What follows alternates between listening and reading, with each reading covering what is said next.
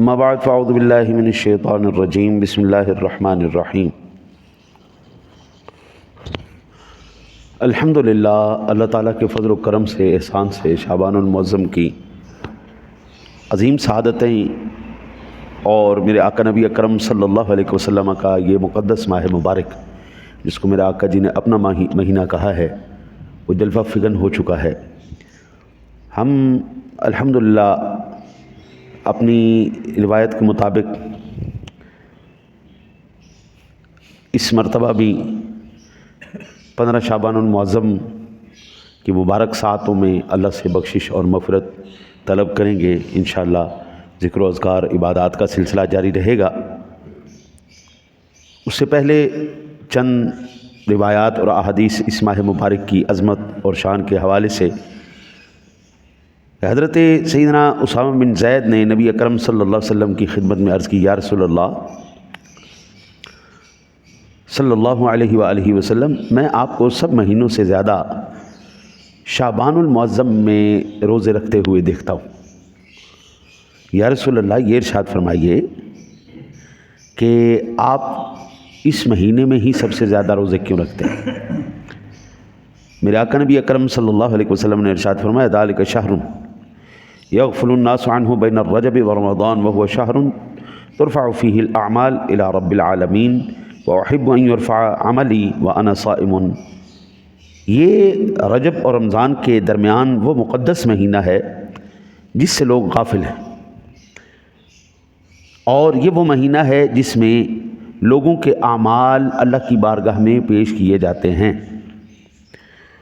اور میں چاہتا ہوں جب میرا عمل اللہ تعالیٰ کی بارگاہ میں پیش کیا جائے تو میں روزے کی حالت میں ہوں۔ یہ سنن نسائی شریف کی حدیث پاک ہے۔ اس حدیث پاک سے دو چیزیں پتہ چلی۔ پہلی چیز، حضور سرور دو عالم صلی اللہ علیہ وسلم کو یہ مہینہ پسند تھا۔ دوسرا، حضور اس میں کثرت سے روزے رکھتے تھے۔ ایک آقا جی کا مہینہ آپ کو پسند تھا، دوسرا آقا جی فرماتے ہیں کہ لوگ ابھی غافل ہیں اس کی عظمت سے۔ ہمارے جتنے بھی بزرگان دین بڑے بزرگ گزرے ہیں، ہمارے ماں باپ، دادی دادا، یہ اور ہمارے بزرگوں کی بھی یہ روایت رہی ہے، 2 مہینوں کے اندر سب سے زیادہ خیرات کیا کرتے تھے، ایک رمضان المبارک، ایک شعبان المعظم۔ یہ 2 مہینوں میں جتنی ان سے ممکن ہو سکتی تھی، کیونکہ اس میں دیکھیں نا جی، آقا جی کیا فرما رہے ہیں کہ اعمال اللہ کی بارگاہ میں پیش کیے جا رہے ہیں۔ تو جب اعمال پیش کیے جا رہے ہیں تو پھر ایسے عمل کرنے چاہیے جو اگر آخری ایام ہوں یا ہمارے، تو اللہ کی بارگاہ میں سرخ روح ہو کے بندہ پیش ہو۔ اسی طرح میرے آقا نبی اکرم صلی اللہ علیہ وسلم نے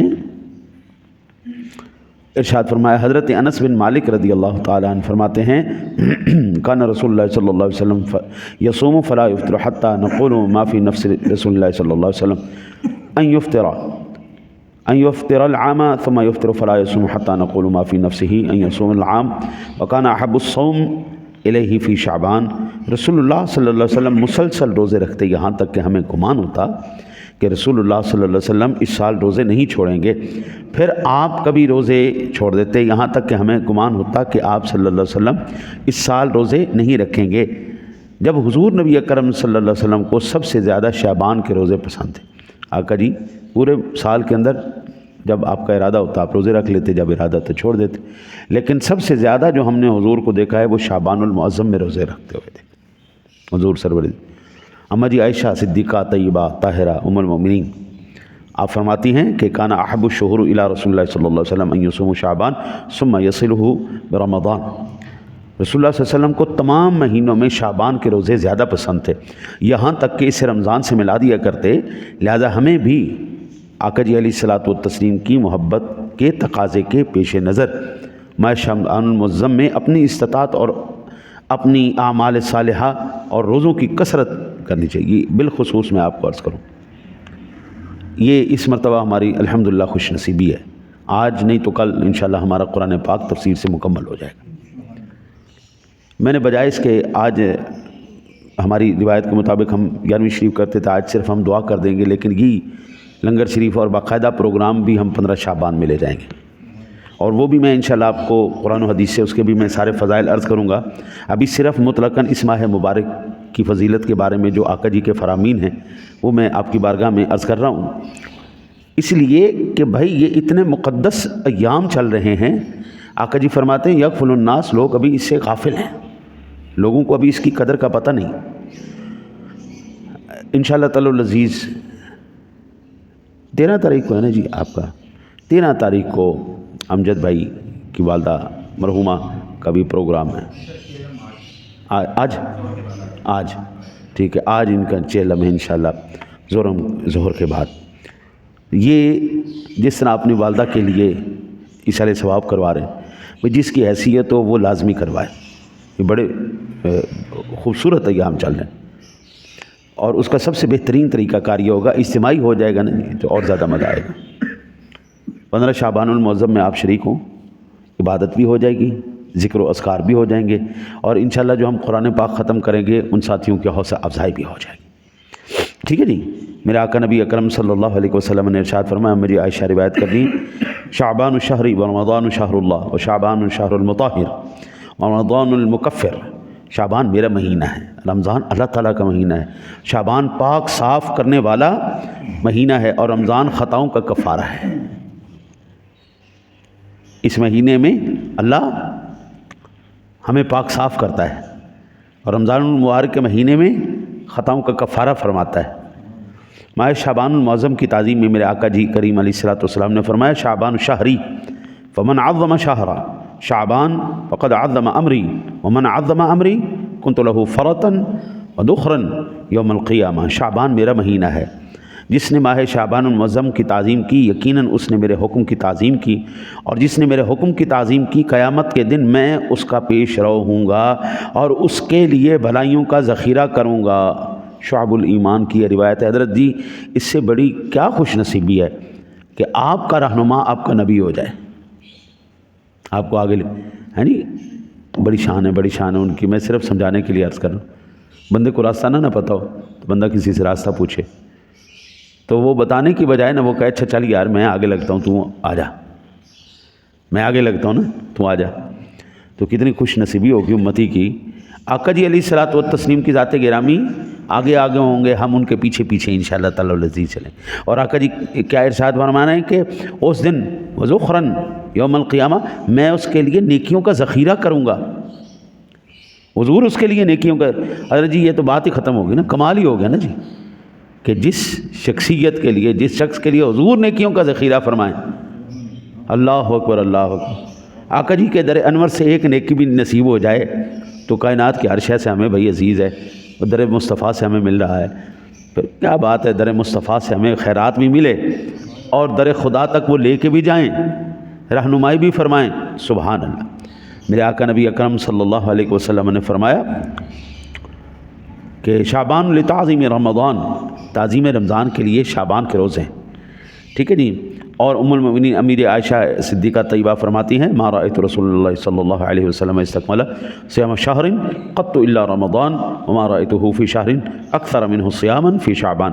میں نے رسول اللہ صلی اللہ علیہ وسلم کو ماہ رمضان کے سوا کسی اور مہینے کے مکمل روزے رکھتے نہیں دیکھا، اور نہ ہی آپ کو کسی اور مہینے میں شعبان سے زیادہ روزے رکھتے تھے۔ رمضان کے پورے روزے رکھنے، رمضان کے پورے روزے رکھنے، شعبان المعظم کے جتنے ممکن ہو سکے روزے رکھنے، شعبان المعظم کے جتنے ممکن ہو سکیں اتنے روزے رکھیں۔ میں یہاں پر ایک اور عرض کر دوں، یہ ماہ مبارک میں آپ اپنے والدین کی طرف سے بھی روزے رکھ سکتے ہیں، جو ان کے رہ گئے ہیں ان کی طرف سے آپ روزے رکھ سکتے ہیں، یہ سب سے بہترین۔ جو دیگر ایام میں رمضان مبارک کے پچھلے سالوں میں روزے نکل گئے یا قضا ہو گئے تو وہ بھی روزے رکھے جا سکتے ہیں۔ اپنے والدین کی طرف سے اس بات کا خیال رکھیں، بزرگی کی وجہ سے وہ روزے نہ رکھ سکے ہوں، فرض ان کے روزے رہ گئے ہوں، تو سب سے پہلا حق یہ ہے کہ آپ خود ان کی طرف سے روزے رکھیں۔ نہیں رکھ سکتے تو پھر ان کی طرف سے، ان کی جو بزرگی کی وجہ سے، بیماری کی وجہ سے روزے رہ گئے ہوں، آپ ان کا ایک روزے کا صدقہ فطر کی مقدار کے مطابق صدقہ کر دیں۔ اسی طرح ان کی نمازوں کا بھی اہتمام کریں کہ ان کی نمازوں کے لیے بھی ایک صدقہ فطر کے بدلے ایک نماز کا ہدیہ آپ پیش کریں۔ اگر حیثیت ہے، نہیں ہے تو پھر اللہ تعالیٰ سے توبہ مانگے، معافی مانگے اور ان کے درجات کی بلندی مانگے، یا اللہ میرے پاس تو اتنی توفیق نہیں ہے، تو بھی جانتا ہے۔ دیکھیں ہر ایک کے حالات یا وہ بندہ خود جانتا ہے یا اللہ جانتا ہے۔ اگر حیثیت ہے تو کرو، نہیں ہے تو اللہ سے معافی مانگو، مغفرت مانگو، وہ بخشن ہار ہے، وہ انشاءاللہ کرم فرما دے گا، جو فیصلہ فرمائے گا بہتر اور خوبصورت فرمائے گا۔ میرے آقا نبی اکرم صلی اللہ علیہ وسلم کی زوجہ محترمہ، آپ کی میری امی جان امی عائشہ صدیقہ طیبہ طاہرہ، سچے باپ کی سچی بیٹی، جس کی شان اور عظمت اور پاکیزگی اور طہارت پر قرآن کی 18 آیتیں اتری ہیں۔ اماں جی کہتی ہیں ما رأیت النبی صلی اللہ علیہ وسلم فی شہر اکثر صیاما منہ فی شعبان کان یصومہ الا قلیلا بل کان یصومہ کلہ۔ میں نے نبی اکرم صلی اللہ علیہ وسلم کو کسی مہینے میں شعبان سے زیادہ روزے رکھتے نہیں دیکھا، آپ اکثر ان دنوں میں روزے رکھتے بلکہ پورا مہینہ ہی روزہ رکھتے۔ یہاں پر میں ایک اور عرض کرتا چلا جاؤں، شعبان المعظم کے روزے وہ بندہ رکھے جس کو اس بات کا یقین ہو کہ میں اس مہینے کے بھی روزے رکھ لوں گا اور آگے رمضان مبارک کے مکمل روزے بھی رکھ لوں گا، کیونکہ روزہ بھائی کوئی چھوٹی بات نہیں ہے۔ روزہ رکھنا آج کل تو واقعی بہت بڑی بات ہو گئی ہے۔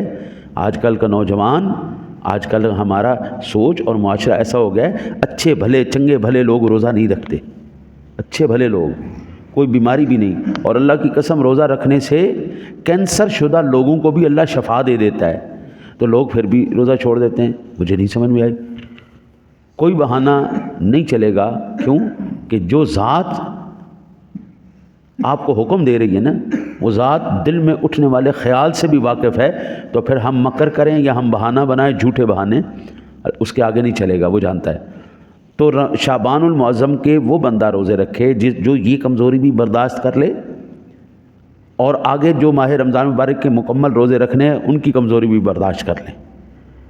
اگر تو اس ماہ مبارک میں روزے زیادہ رکھنے سے اس بات کا خدشہ ہو کہ رمضان کے روزے رہ جائیں گے تو پھر بالکل نہ رکھے، نہ پھر 1-2 روزہ رکھ کے 3 روزے رکھ کے ختم کر دے، بس اس سے زیادہ نہ کرے، کیونکہ فرض ہے، نفل ہے، یہ نفلی روزے ہیں، یہ کوئی فرضی روزے نہیں ہیں۔ یہ جتنے بھی فضائل ہیں یہ نوافل کے فضائل ہیں۔ یہ حضور سرور دو عالم صلی اللہ علیہ وسلم کی تو پھر کیا ہی بات ہے نا جی۔ آقا جی علیہ الصلوۃ والسلام کو اللہ نے 100 جنتیوں مردوں کی طاقت عطا فرمائی تھی، آقا جی تو 15 دن بغیر کھائے آپ گزارا فرما لیتے تھے، ان کی تو سبحان اللہ کیا بات ہے۔ لیکن حضور کی محبت کا تقاضا یہ ہے کہ جس بھی رمضان شریف میں روزے آئے ہیں آقا جی نے مکمل روزے رکھے، ہر رمضان شریف کے روزے آقا جی نے مکمل رکھے، باقی حضور نے رکھے چھوڑ دیے، لیکن جو پابندی کے ساتھ جو آپ پر میرے پر فرض کیے گئے ہیں وہ ہے رمضان مبارک کے روزے۔ تو یہ فضائل وہی بندہ ان پر عمل کرے جو بندہ اس بات کا یقین رکھتا ہے کہ میں یہ بھی برداشت کر لوں گا، میں اگلے مہینے کے روزے بھی مکمل برداشت کر لوں گا، ہاں جی، تو پھر تو سبحان اللہ، میں تو کوئی کیا بات ہے، اللہ تعالیٰ نے اس کے اوپر بڑا کرم کر دیا۔ لیکن اگر کوئی بندہ یہ کہ رمضان شریف سے پہلے یہ روزے تو رکھ لے لیکن جب رمضان کی اصل باری آئے تو وہ ٹھس ہو جائے، ایسا کام بالکل نہیں کرنا۔ صحابہ کرام علیہم رضوان میں حضرت انس بن مالک رضی اللہ تعالیٰ عنہ فرماتے ہیں کہ ماہ شعبان کا چاند نظر آتے ہی صحابہ کرام تلاوت قرآن پاک کی طرف خوب متوجہ ہو جاتے ہیں، اپنے اموال کی زکوٰۃ نکالتے تاکہ فقراء اور مساکین ماہ رمضان مبارک کے روزوں کے لیے تیاری کر سکیں۔ حکام قیدیوں کو طلب کر کے جس پر حد قائم کرنا ہوتی اس پر حد قائم کرتے، بقیہ میں سے جن کو مناسب سمجھتے انہیں آزاد کر دیتے، تاجر اپنے قرضے ادا کر دیتے، دوسروں سے اپنے قرضے وصول کر لیتے۔ رمضان شریف کا چاند نظر آتے ہی غسل کر کے ان میں سے بعض حضرات اعتکاف میں بیٹھ جایا کرتے۔ اس ماہ مبارک میں ایک گزارش آپ سے عرض کرتا ہوں، آپ اپنے ارد گرد سب سے پہلے اپنے خاندان میں اپنے مسکینوں کو، غریبوں کو دیکھیں، اور رمضان شریف سے پہلے ان کو اتنا راشن دے دیں کہ رمضان کے روزے وہ آسانی سے ایک مکمل پیکیج تیار کریں، پیکیج تیار کرنے کے جس میں 1 مہینے کے روزے بندہ آسانی سے رکھ سکے، افطار کر سکے، وہ پیکیج تیار کر کے آپ ان کو ہدیتاً پیش کر دیں۔ آپ اس کو گفٹ کہہ دیں، آپ اس کو ہدیہ کہہ دیں، تحفہ کہہ دیں، ٹھیک ہے جی، کچھ بھی کہہ کے ان کو پیش کریں، وہ آپ کی زکوٰۃ کے پیسے ہوں، وہ آپ کے خیرات کے پیسے ہوں، وہ آپ کے کوئی بھی پیسے ہوں، آپ وہ پیسے اکٹھے کر کے سب سے پہلے اپنے خاندان کو غنی کریں۔ اس کے بعد جب اللہ تعالیٰ آپ کو یہ توفیق دے دے تو پھر اپنے مساجد کے ائمہ کرام کے لیے کچھ سوچنا، بجائے اس کے کہ آپ اپنے جہاں پہ آپ نماز پڑھ رہے ہیں، جہاں آپ کا گھر ہے، آپ اس کے قریب دیکھیے گا، آپ کو دور جانے کی ضرورت نہیں۔ وہ لوگ اتنی استطاعت نہیں رکھتے کہ وہ لوگ ان چیزوں کو افورڈ کر سکیں۔ یہ جو پیشہ ور بھکاری ہیں نا جی، انہوں نے ایک نماز نہیں پڑھنی ہوتی، انہوں نے ایک روزہ نہیں رکھنا ہوتا، انہوں نے ایک بھی کام ایسا نہیں کرنا ہوتا جو اللہ اور اس کے رسول صلی اللہ علیہ وسلم کی اطاعت میں ہو۔ اور آپ کے مساجد کے ائمہ کیا کرتے ہیں؟ نماز بھی پڑھ رہے ہیں، قرآن بھی پڑھ رہے ہیں، حدیث بھی پڑھ رہے ہیں، درس بھی دے رہے ہیں، بچوں کو بھی پڑھا رہے ہیں، یعنی ان کا ایک ایک لمحہ جو ہے وہ نیکی میں گزر رہا ہے۔ اب آپ فیصلہ خود کیجئے گا، ان کو دینا چاہیں، حرام ہے کام کرو، ٹھیک ہے آپ کی مرضی ہے، میں نے کون سا آپ کا ہاتھ روک لینا ہے۔ حرام کھلانے والوں کو جو حرام کام کرتے ہیں ان کو دینا ہے، پیشہ ور بھکاریوں کو دینا ہے، اللہ رسول کی مخالفت کرنی ہے تو کرو بسم اللہ، آپ کی مرضی آپ کریں۔ لیکن اگر آپ چاہتے ہیں کہ آپ کا مال، آپ کا پیسہ کسی ایسی جگہ پر لگے جہاں پر ایک ایک لمحے میں اللہ آپ کو اجر عطا فرمائے تو ادھر کیجئے گا، ٹھیک ہے جی۔ سب سے پہلے کیا کرنا ہے؟ اپنے خاندان میں وَآتِ ذِی الْقُرْبَىٰ حَقَّهُ وَالْمِسْكِينَ وَابْنَ السَّبِيلِ، سب سے پہلے اللہ نے آپ کو اپنے حقداروں کا حکم دیا ہے۔ اگر آپ کے خاندان میں سارے اللہ تعالیٰ خیر صلی اللہ ہے، الحمدللہ، شکر الحمدللہ، ٹھیک ہے جی، بہن کو دو، سکی بہن کو زکوٰۃ دو، سکے بھائی کو زکوٰۃ دو، ان کے بچوں کو دو، ہے جی، اس طرح دو، لیکن ماں کو نہیں صدقہ دے دینا۔ یہ نہ ہو کہ زکوٰۃ کے پیسے اور صدقے کے پیسے ابا جی کو پیش کرتے ہوں، ابا جی کو زکوٰۃ نہیں دینی، امی کو زکوٰۃ نہیں دینی، زکوٰۃ دو، بہنوں کو دو، بھائیوں کو دو، ان کے بچوں کو دو اور دیگر رشتہ داروں کو دو، لیکن ماں باپ کو زکوٰۃ نہیں، ماں باپ کو ہدیہ پیش کرنا ہے۔ مسجد کو زکوٰۃ نہیں، مسجد کو ہدیہ پیش کرنا ہے، ٹھیک ہے جی۔ یہ چیزیں رمضان شریف آ رہا ہے، جس کی جو حیثیت نہیں ہے نا تو اللہ سے مانگو، آج یہ آنے والی ہیں مقدس گھڑیاں ہیں، بلکہ یہ سارا مہینہ ہی مقدس چل رہا ہے، ان میں مانگیے گا اللہ سے، یا اللہ اتنا دے، خود بھی کھاؤں، خلقت کو بھی کھلاؤں۔ میرے آقا کریم علیہ الصلوۃ والسلام کی بارگاہ میں اللہ کا ارشاد فرماتا ہے وَأَمَّا السَّائِلَ فَلَا تَنْهَرْ، محبوب تیرے در پہ کوئی بھی سائل آ جائے جھڑکنا نہیں، آ جاؤ بسم اللہ۔ کوئی آ جائے اور آپ کو اس بات کا یقین ہو کہ مسلمان ہے، میرا رشتہ دار ہے، میں جاننے والا ہوں، یہ اللہ کی حدود کو توڑنے والا نہیں ہے، زانی نہیں ہے، شرابی نہیں ہے، جواری نہیں ہے، بھکاری نہیں ہے، تو پھر اس کو دھکا نہیں دینا، اس کو خالی ہاتھ نہیں جانے دینا۔ اور اگر ان میں سے کوئی صفت اس کے اندر موجود ہے، زانی ہے، شرابی ہے، جواری ہے، بھکاری ہے، تو پھر جتنا بھی پیسہ دو گے مجرم کے جرم کے اندر برابر کے شریک ٹھہرا ہو جائے، طاقت اس کو آپ نے دی نا جرم کی، لہذا ایسی بات نہ کیجیے گا۔ باقی انشاءاللہ یہ اب چند دن میں اسی طرح عرض کروں گا تاکہ اس ماہ مبارک کی عظمت اور اس کے ساتھ آنے والی گھڑیوں کی انشاءاللہ عظمت کے بارے میں ہم بات کریں گے۔ اللہ سے دعا ہے اللہ تعالیٰ اپنے حبیب کریم علیہ تحیت و تسلیم کے صدقے ہمیں عمل کی توفیق عطا فرمائے۔ اللہم صلی علی